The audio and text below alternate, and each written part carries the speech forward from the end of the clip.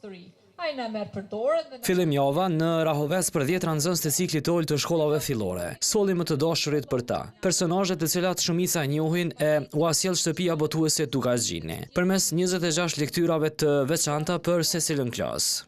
I kemi këtu me të gjelbërt libra. Përpos Pinokios hund gjatë të cilin të gjithë e njohin dhe e dinë se çka portretizon. Njohurit nuk mungojnë as për personazhin, shpata e secilit solli në pa njohurit për historinë. Hajde tregoni kush është Skënderbeu. Dhe heroi që ka shtrirua Shqipërinë. Edhe për këtë personazh historik nuk mungojnë informacionet. Ato janë në lektyrën Legjenda dhe rrëfime për Skënderbeun nga Naum Prifti. Jemi vërtet shumë mirënjohës për organizimin tuaj, ka qenë një nxitje e re për të lexuar nxënësit, edhe pse ata janë veç se lexues, por se botimet e reja gjithmonë rrisin kërshërinë e nxënësve dhe kuriozitetin për të lexuar. Bota e tyre pasurohet pikërisht përmes leximit, librave të rinj edhe botimeve që i kënaqin ata.